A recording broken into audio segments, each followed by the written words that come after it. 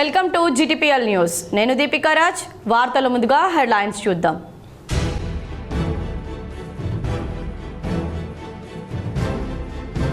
జగిత్యాలలో మరోసారి సంచలన వ్యాఖ్యలు చేసిన మాజీ మంత్రి జీవన్ రెడ్డి. తెలంగాణ కాంగ్రెస్లో తనకంటే సీనియర్ ఎవరూ లేరని, పార్టీని వీడే ప్రసక్తే లేదని స్పష్టీకరణ.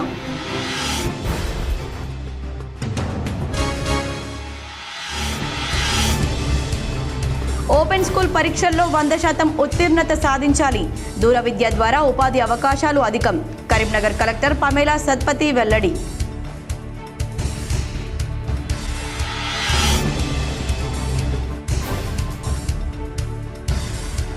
కోరుట్లలోని సాంఘిక సంక్షేమ గురుకుల బాలుర పాఠశాలలో 30 మంది విద్యార్థులు అస్వస్థత.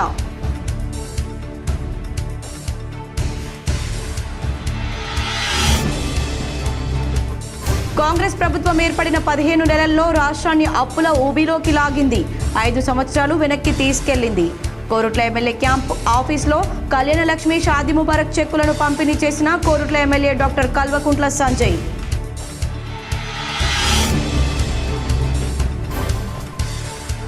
కోరుట్లలో సన్నబియ్యం లబ్ధిదారుని ఇంట్లో భోజనం చేసిన రాష్ట్ర కాంగ్రెస్ పార్టీ సీనియర్ నాయకులు జువ్వాడి కృష్ణారావు.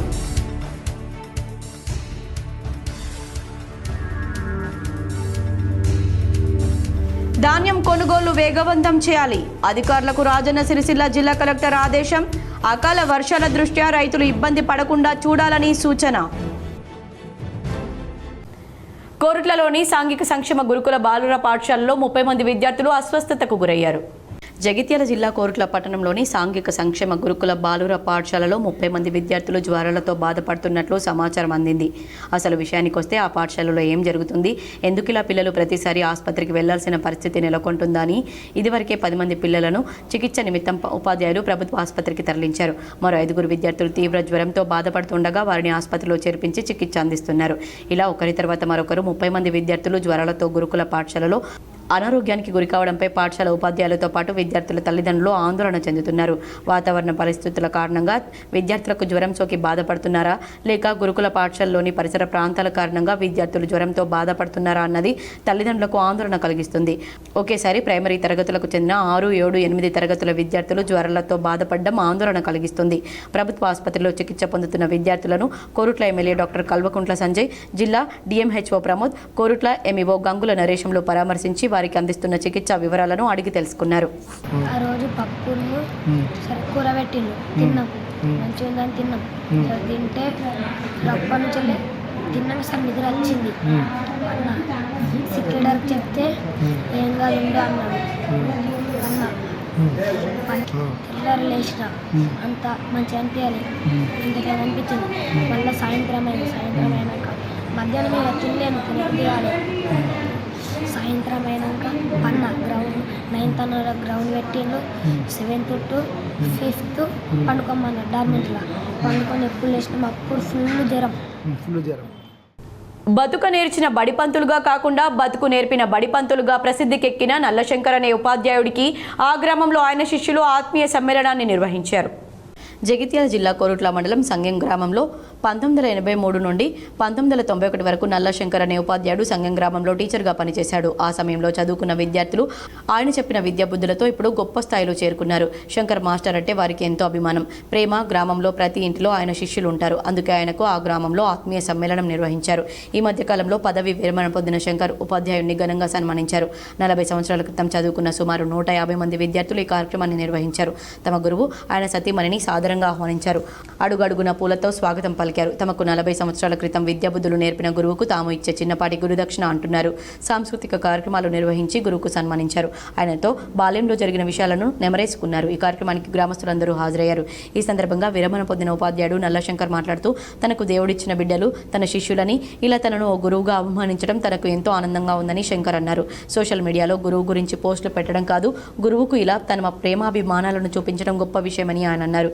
ఈ కార్యక్రమంలో MEO గంగుల నరేశం, పూర్వ విద్యార్థులు రమేష్, నడిగట్ల రమేష్, సుధవేని భూమయ్య, పోతుకూరి మోహన్ రెడ్డి, రవికుమార్, పోతుగంటి లక్ష్మీనారాయణ, నల్లరాజయ్య, నల్ల సాయి కుమార్, పుర ప్రముఖులు, విద్యార్థుల తల్లిదండ్రులు తదితరులు పాల్గొన్నారు. అక్కడ రెండు నా ద్వారా ఉన్నాయి కదా, పిల్లలందరూ మిగతా వాళ్ళు కొంచెం దూరం ఉండండి, డిస్టెన్స్ లో ఉంటాయి. నన్ను అభిమానిస్తున్నందుకు క్లియర్ వస్తుంది. దయచేసి అక్కడ కుర్చీలు కూడా ఖాళీగా ఉన్నాయి, కొంచెం వేసుకొని ఇలాంటి కూర్చుంటే అవకాశం ప్రోగ్రామ్ కూడా నీట్ గా చాలా ఉంటుంది. అరుదుగా దయచేసి గమనించి దొరుకుతుంది. సహకరించగలరు. ఈ విషయంలో ఈ ఇది గ్రామ ప్రజలకి, మన ప్రోగ్రామ్, మా గ్రామ మన యువకులకి, గురువు గారి ప్రోగ్రామ్ కాబట్టి విద్యార్థులందరికీ కూడా అందరూ మనస్ఫూర్తిగా సహకరించగలరని అభినందనలు మనస్ఫూర్తిగా తెలియజేస్తున్నాను. కోరుచున్నాం. రాబోయే రోజుల్లో ఇలాంటి అవకాశాలు మన ఉపాధ్యాయ బృందానికి కలగాలని మనస్ఫూర్తిగా కోరుకుంటున్నాను. Thank you. ఈరోజు మా సంగం గ్రామంలో మా అంటే పూర్వ దాదాపు 30 సంవత్సరాల క్రితం పనిచేసినటువంటి మా అప్పుడు హెడ్ మాస్టర్ మా నల్ల శంకర్ సార్ గారికి రిటైర్మెంట్ సందర్భంగా ఊరి ప్రజలందరూ కలిసి ఈరోజు ఘనంగా సన్మానం చేయడం జరుగుతుంది. అయితే 30-40 సంవత్సరాల అనుబంధం మా ఊరికి సార్ది.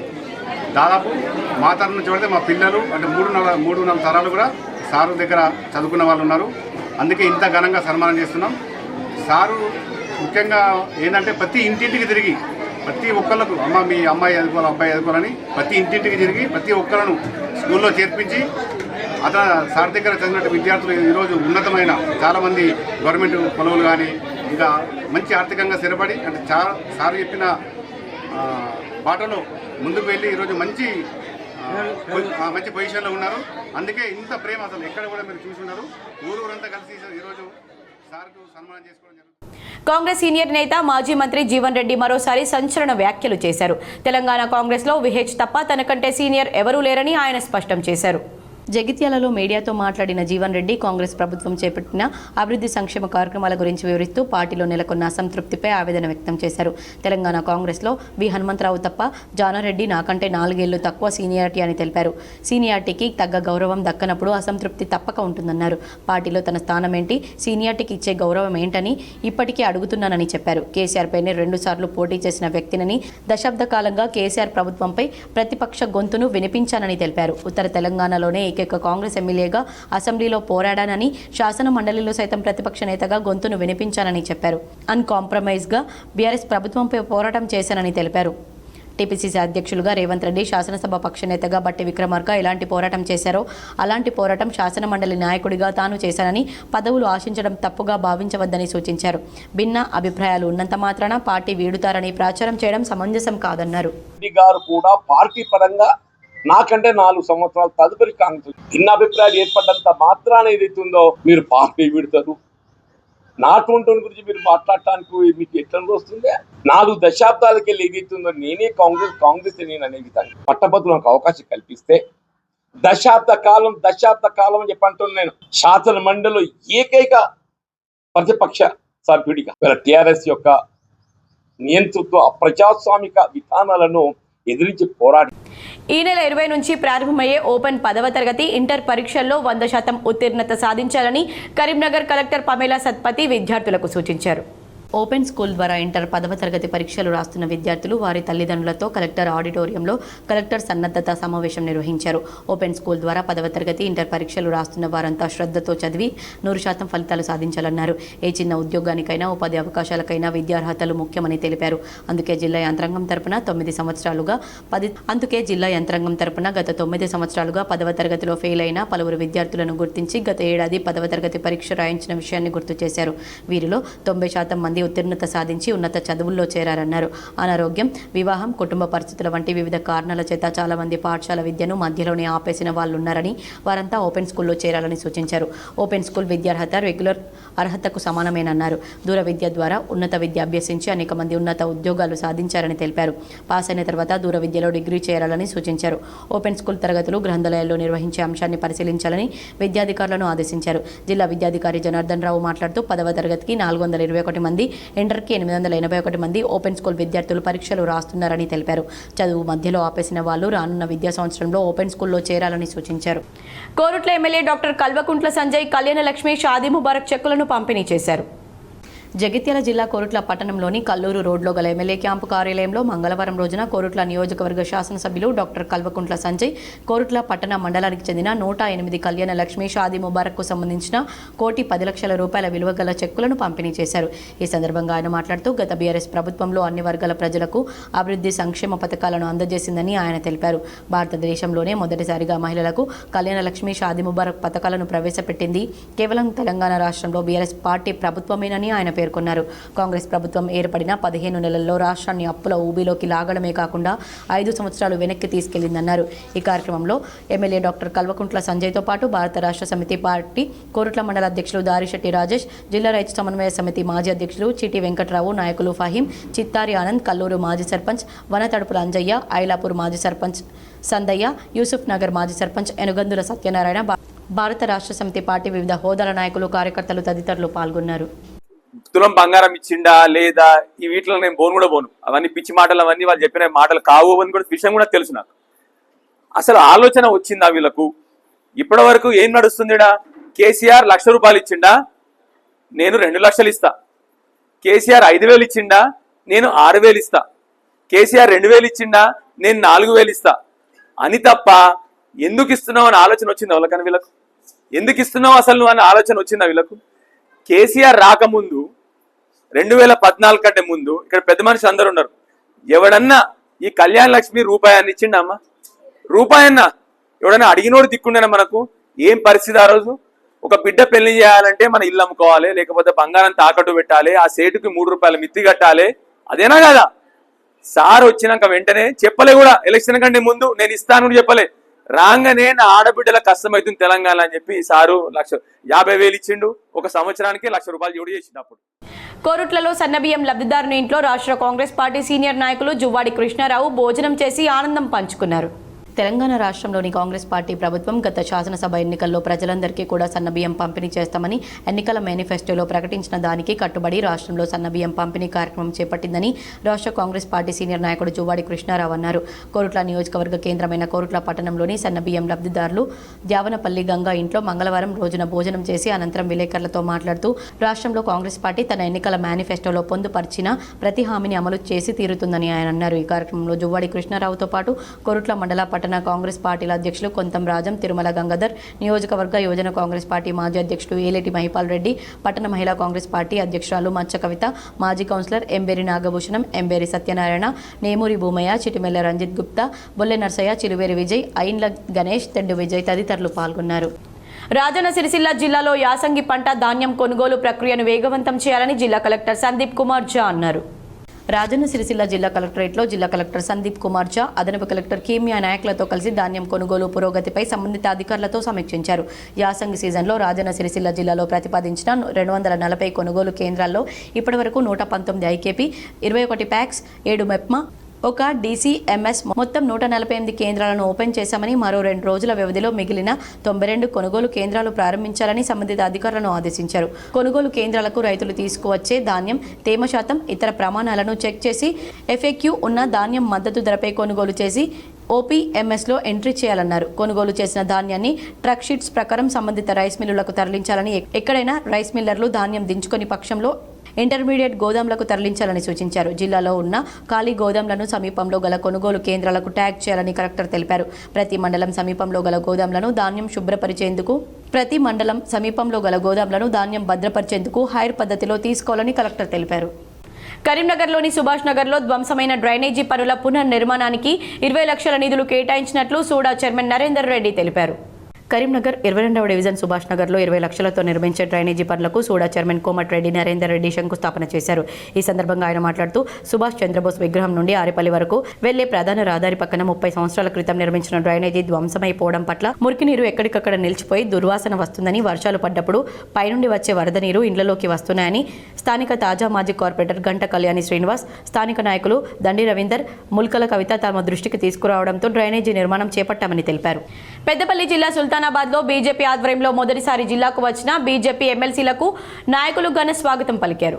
పెద్దపల్లి జిల్లా సుల్తానాబాద్లో బీజేపీ ఎమ్మెల్సీలను ఆత్మీయ సమ్మేళనం ఏర్పాటు చేసి ఘనంగా సన్మానించారు. ఈ సందర్భంగా ఎమ్మెల్సీలు మాట్లాడుతూ గత బీఆర్ఎస్ ప్రభుత్వ హయాంలో ధరణి పోర్టల్ ద్వారా పేదల భూములను పెద్దలకు దారదత్తం చేసిందని ఆరోపించారు. బీజేపీ కార్యకర్తలు ఎవరూ అధైర్యపడవద్దని, రానున్న రోజుల్లో స్థానిక సంస్థల ఎన్నికల్లో ప్రజలంతా బీజేపీ వైపు మొగ్గు చూపుతున్నారని తెలిపారు. కార్యకర్తలకు ఎలాంటి కష్టం వచ్చినా వెంటనే ఫోన్ చేయాలని, అర్ధరాత్రి అయినా స్పందిస్తామని కార్యకర్తలకు భరోసానిచ్చారు. ఈ కార్యక్రమంలో మాజీ ఎమ్మెల్యే గుజ్జుల రామకృష్ణారెడ్డి, బీజేపీ జిల్లా అధ్యక్షుడు సంజీవ్ రెడ్డి, మాజీ ఎమ్మెల్యే కాసిపేట లింగయ్య, కందుల సంధ్యారాణి, శ్రీనివాస్, సురేష్ రెడ్డి, గుర్రాల మల్లేశం, చౌదరి మహేందర్ తదితరులు పాల్గొన్నారు. ఎలక్షన్స్లో గ్రామ పంచాయతీ అందించే జనరల్ ఎలక్షన్స్లో బీజేపీ పార్టీ తెలంగాణలో గెలవబోతుంది. కాబట్టి దానికి మీరందరూ మేమందరము కలిసి పనిచేయాలి. కరీంనగర్ జిల్లా విద్యాశాఖ కార్యాలయం పై నుండి దూకి వాచ్మెన్ ఆత్మహత్య చేసుకున్నాడు. పూర్తి వివరాలు ఈ విధంగా ఉన్నాయి. కరీంనగర్ జిల్లాలోని కట్టరాంపూర్లో నివాసం ఉండే గడప రవీందర్ కుమార్ డీఈఓ కార్యాలయంలో నైట్ వాచ్మెన్గా పనిచేస్తున్నారు. మధ్యాహ్నం డీఈఓ కార్యాలయానికి వచ్చిన రవీందర్ రెండంతస్తుల భవనం పైనుంచి దూకి ఆత్మహత్య చేసుకున్నాడు. ఆత్మహత్యకు కుటుంబ కలహాలే కారణమని భావిస్తున్నారు.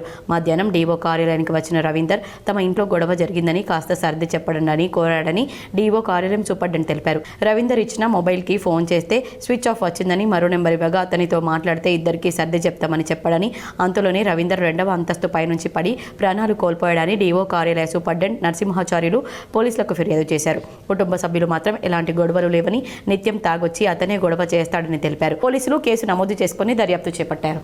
బీఆర్ఎస్ ఆవిర్భావ దినోత్సవం సందర్భంగా ఈ నెల 27న ఎల్కతుర్తిలో రజతోత్సవ మహాసభ కనీవిని ఎరుగని రీతిలో నిర్వహిస్తున్నట్లు మాజీ ఎమ్మెల్యే రసమై బాలకిషన్ తెలిపారు.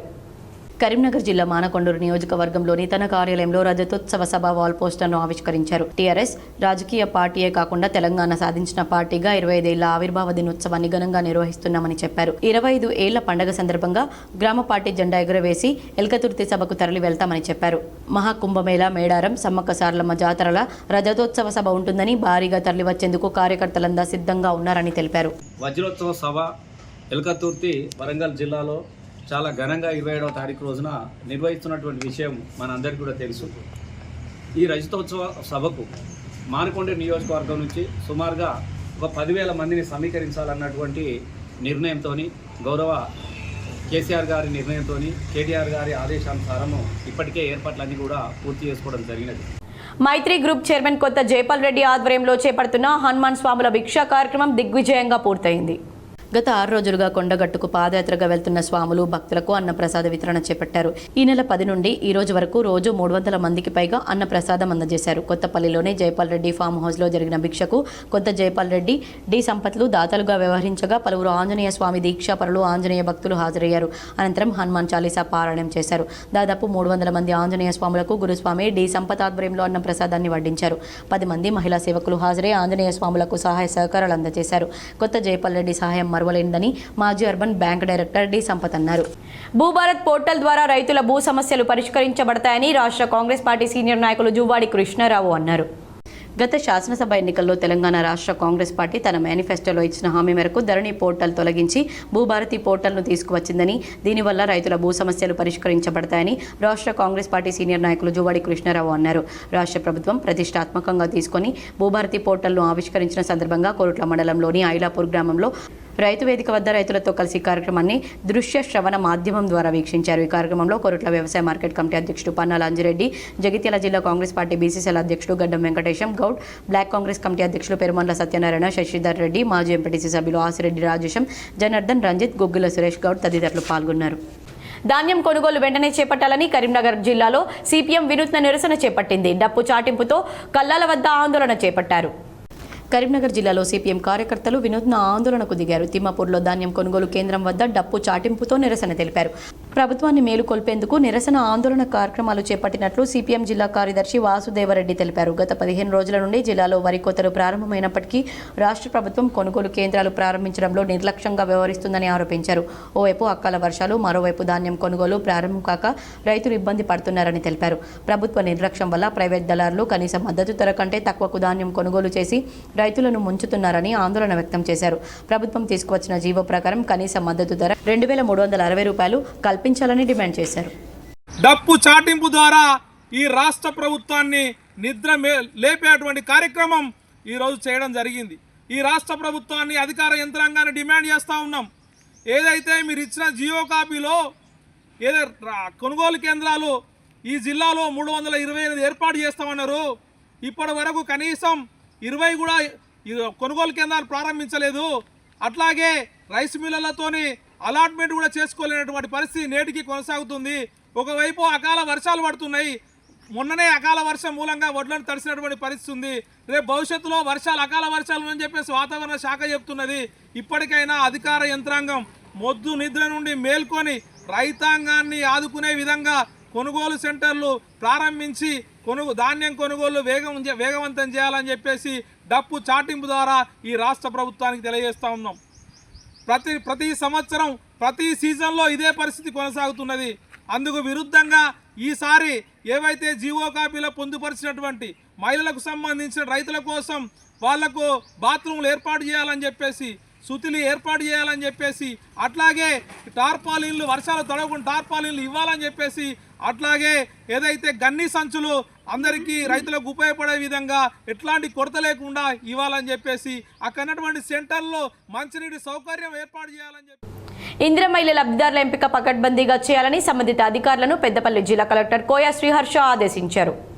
పెద్దపల్లి కలెక్టరేట్లో వివిధ శాఖల అధికారులతో సమావేశం నిర్వహించారు. నిబంధనల ప్రకారం లబ్ధిదారుల ఎంపిక చేయాలని సూచించారు. ఇందిరమ్మ ఇండ్ల లబ్ధిదారుల ఎంపికలో ఎటువంటి పొరపాట్లు ఉండడానికి వీల్లేదని, మనకు వచ్చిన దరఖాస్తుల్లో అత్యంత నిరుపేదలకు మాత్రమే మొదటి విడతలో ఇండ్లు మంజూరు చేయాలన్నారు. ప్రతి గ్రామంలో ఇందిరమ్మ ఇండ్ల మంజూరు అర్హత ఉండి ఇంటి స్థలం ఉన్న దరఖాస్తుల సంఖ్య ప్రాతిపదికగా సదరు గ్రామాలకు వార్డులకు ఇండ్ల కేటాయింపు పూర్తి చేయాలన్నారు. అనంతరం గ్రామాలు వార్డులో ఇందిరమ్మ కమిటీలతో సమావేశం నిర్వహించి అర్హుల జాబితా నుంచి మొదటి విడత మంజూరు చేసి గ్రామానికి అలాట్మెంట్ చేసిన ఇండ్ల సంఖ్యకు 25% బఫర్తో లబ్ధిదారుల ఎంపిక చేయాలని సూచించారు. ఈ నెల 21 లోపు ఇందిరమ్మ కమిటీల నుండి 20% బఫర్తో ప్రతి గ్రామానికి వార్డుకు అలాట్ చేసిన ఇందిరమ్మ ఇండ్లకు లబ్ధిదారుల జాబితా వివరాలు తీసుకురావాలని కలెక్టర్ తెలిపారు. గ్రామాల్లో ఎక్కడైనా ఇందిరమ్మ కమిటీల నుంచి సమాచారం రాకపోతే సంబంధిత ఎమ్మెల్యేతో సమన్వయం చేసుకోవాలని కలెక్టర్ ఎంపీడీఓలకు సూచించారు. ఇందిరమ్మ కమిటీ ఆమోదించిన ప్రతి 200 ఇండ్ల లబ్ధిదారులకు ప్రత్యేక అధికారి, ఎంపీడీఓ, పంచాయతీ కార్యదర్శి బృందంగా ఏర్పడి ఈ నెల 22 నుంచి 30 వరకు మరోసారి ఫీల్డ్ వెరిఫికేషన్ చేయాలని, ఎవరైనా అనర్హులు ఉంటే జాబితా నుండి తొలగించాలన్నారు.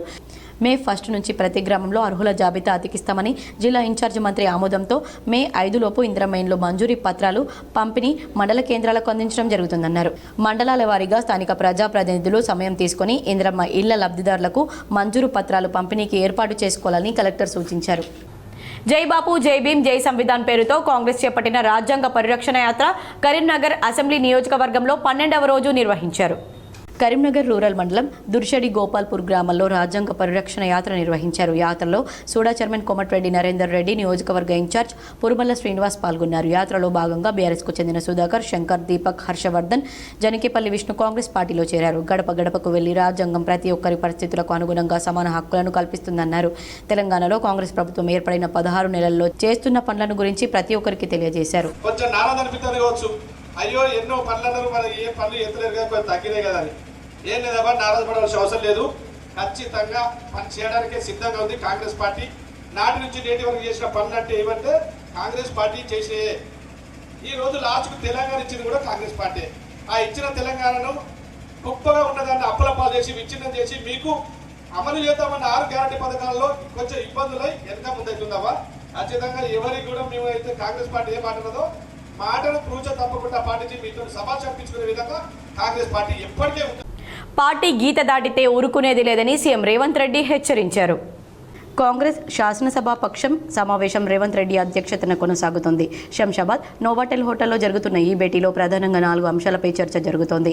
ఈ సందర్భంగా మాట్లాడిన సీఎం పలువురు ఎమ్మెల్యేలను హెచ్చరించినట్లు తెలుస్తోంది. పార్టీకి ఇబ్బంది కలిగిస్తే నేతలే ఇబ్బందులు ఎదుర్కొంటారని, పార్టీకి వ్యతిరేకంగా మాట్లాడితే లాభం కంటే నష్టమే ఎక్కువ అన్నారు. మంత్రివర్గ విస్తరణపై అధిష్టానం నిర్ణయమై ఫైనల్ అన్నారు. దీనిపై ఎవరేం మాట్లాడినా ఉపయోగం లేదని సీఎం తేల్చి చెప్పారు. సీఎం రేవంత్ రెడ్డి భూభారతిని లాంఛనంగా ప్రారంభించడంతో సీఎంను జిల్లా రెవెన్యూ డిపార్ట్మెంట్ జిల్లా అధ్యక్షులు రమణారెడ్డి మర్యాదపూర్వకంగా కలిశారు. నిజామాబాద్ రెవెన్యూ డిపార్ట్మెంట్ జిల్లా అధ్యక్షుడు రమణారెడ్డి భూభారతిని లాంఛనంగా ప్రారంభించిన సందర్భంగా హైదరాబాద్లోని సీఎం నివాసంలో సీఎం రేవంత్ రెడ్డికి పుష్పగుచ్చాలు అందజేసి మర్యాదపూర్వకంగా కలిశారు. ఈ సందర్భంగా రెవెన్యూ డిపార్ట్మెంట్ జిల్లా అధ్యక్షుడు రమణారెడ్డి మాట్లాడుతూ నిజామాబాద్ జిల్లాకు చెందిన రెవెన్యూ డిపార్ట్మెంట్లోని ఉద్యోగులు సిబ్బంది కలిసి భూభారతి కార్యక్రమాన్ని విజయవంతం చేస్తామన్నారు. ఎలాంటి అవకతవకలకు తావివ్వకుండా పకడ్బందీగా భూభారతి కార్యక్రమాన్ని నిర్వహిస్తామని ఆయన తెలిపారు. సీఎం రేవంత్ రెడ్డిని రమణారెడ్డి తన డిపార్ట్మెంట్ ఉద్యోగులు సిబ్బంది తరపున మరోమారు కృతజ్ఞతలు తెలిపారు. తెలంగాణ ఆర్టీసీలో 3038 పోస్టులను త్వరలో భర్తీ చేయనున్నట్లు సంస్థ వైస్ చైర్మన్ ఎండి సజ్జనార్ తెలిపారు. ఇందుకు ప్రభుత్వం నుంచి అనుమతి కూడా వచ్చిందని, వీటి భర్తీ అనంతరం కార్మికులు ఉద్యోగులపై పనిభారం తగ్గుతుందని చెప్పారు.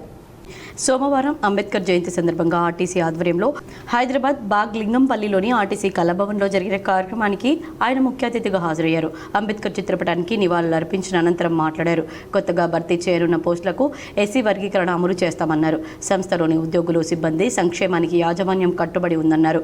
కార్యక్రమంలో ఆర్టీసీ ఎగ్జిక్యూటివ్ డైరెక్టర్లు మునిశేఖర్, రాజశేఖర్, కుస్రోషా ఖాన్, వెంకన్న, జాయింట్ డైరెక్టర్లు నర్మదా, ఉషాదేవి, రంగారెడ్డి జిల్లా regional manager Srilatha, RTC SC ST సంక్షేమ సంఘం నేతలు పాల్గొన్నారు.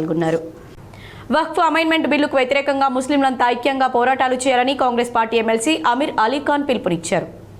నగరంలోని ఓ ప్రైవేట్ హోటల్లో వక్ఫ్ అమెండ్మెంట్ బిల్లుకు వ్యతిరేకంగా Congress party MLC Amir Ali Khan media సమావేశం నిర్వహించారు. ఈ సందర్భంగా ఆయన మాట్లాడుతూ ప్రధాని నరేంద్ర మోడీ ముస్లిం వ్యతిరేకి అని ఆగ్రహం వ్యక్తం చేశారు. ముస్లింలంతా ఐక్యమై వక్ఫ్ అమెండ్మెంట్ బిల్లుకు వ్యతిరేకంగా పోరాడాలన్నారు. కేంద్రంలోని మోడీ ప్రభుత్వం ముస్లింలకు వ్యతిరేకంగా అనేక చట్టాలను తీసుకురావాలని చూస్తుందన్నారు. వాటిని అడ్డుకుంటామని ఆయన తెలిపారు. వక్ఫ్ అమెండ్మెంట్ బిల్లుకు వ్యతిరేకంగా రాబోయే రోజుల్లో భారీ ఉద్యమాలు చేపడతామని ఆయన అన్నారు. ఈ కార్యక్రమంలో కాంగ్రెస్ పార్టీ నాయకులు, కార్యకర్తలు పాల్గొన్నారు. या वक्फ अमेंडमेंट एक्ट जो बनाया गया है उसको लेकर काफ़ी माइनॉरिटी कम्युनिटी में काफ़ी प्रॉब्लम, काफ़ी हद तक उनमें एक बेचैनी है कि ये किस तरीके से इसका फ्यूचर क्या होने वाला है, इसके इम्प्लीकेशंस क्या होने। 14 अप्रैल होने की वजह से बाबा साहब अम्बेडकर की बर्थडे थी, तो हमने सोचा कि सिर्फ जय बापू जय भीम जय संविधान की तर्ज पे कांग्रेस पार्टी అది ప్రోగ్రాంలో ఈ वक्फ एक्ट को అది జై బాపు జై భీమ్ జై సంవిధాన్కు ఈ క్లబ్ చేసిన. అడవుల్లో గొర్రెలను మేపుతూ జీవనం సాగిస్తున్న రైతులకు చెందిన గొర్రెలు విషాహారం తిని మృత్యువాత పడ్డాయి. పూర్తి వివరాలు ఈ విధంగా ఉన్నాయి. నిజామాబాద్ జిల్లా దర్పల్లి మండలంలో విషాదం చోటు చేసుకుంది. కురుమ పెద్దరాజయ్య మరియు కురుమ గంప పెద్దరాజయ్యలకు చెందిన సుమారు 60 గొర్రెలు విషపు నీళ్లు తాగి మృత్యువాత పడ్డాయి. గొర్రెలు మృత్యువాత పడ్డంతో రైతులు కన్నీరు మున్నీరుగా విలపిస్తున్నారు. ప్రభుత్వం తమను ఆదుకోవాలని గోడు వెళ్లబోసుకున్నారు. విషయం తెలుసుకున్న తహసీల్దారు మాలతి సంఘటనా స్థలానికి చేరుకుని చనిపోయిన గొర్రెలను పరిశీలించి వారిని ఓదార్చారు. పంచనామా చేయించి గొర్రెల మృత్యువాత చెందడానికి గల కారణాలను వెల్లడిస్తామని ఆమె పేర్కొన్నారు. తోకల మేపను బతున్నా నా కొడుకు దేశంలో వాడి ఆయనకి కూడా కొంత పైసా దులిపిన నడరాక జీవాలతో కొద్దిగా పోతున్నా బత్తాని ఉన్నాయి. నాకు ఉన్నాయి 50 గొర్రెల అది ఉన్నాయని పోయినాయి. వార్తలు ముగించే ముందు హెడ్లైన్స్ మరోసారి.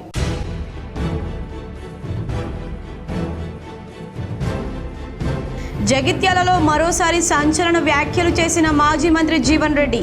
తెలంగాణ కాంగ్రెస్లో తనకంటే సీనియర్ ఎవరూ లేరని, పార్టీని వీడే ప్రసక్తే లేదని స్పష్టీకరణ.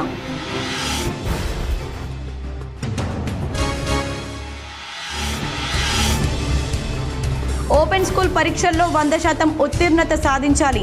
దూర విద్య ద్వారా ఉపాధి అవకాశాలు అధికం. కరీంనగర్ కలెక్టర్ పమేలా సత్పతి వెల్లడి.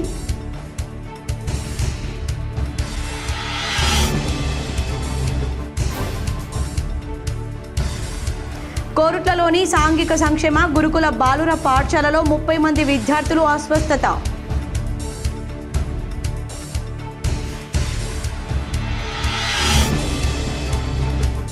కాంగ్రెస్ ప్రభుత్వం ఏర్పడిన 15 నెలల్లో రాష్ట్రాన్ని అప్పుల ఊబిలోకి లాగింది. 5 సంవత్సరాలు వెనక్కి తీసుకెళ్లింది. కోరుట్ల ఎమ్మెల్యే క్యాంప్ ఆఫీస్లో కళ్యాణ లక్ష్మి షాదీ ముబారక్ చెక్కులను పంపిణీ చేసిన కోరుట్ల ఎమ్మెల్యే డాక్టర్ కల్వకుంట్ల సంజయ్.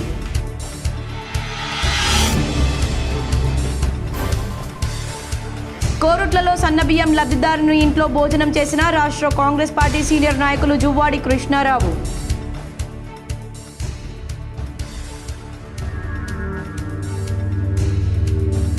ధాన్యం కొనుగోలు వేగవంతం చేయాలి. అధికారులకు రాజన్న సిరిసిల్ల జిల్లా కలెక్టర్ ఆదేశం. అకాల వర్షాల దృష్ట్యా రైతులు ఇబ్బంది పడకుండా చూడాలని సూచన.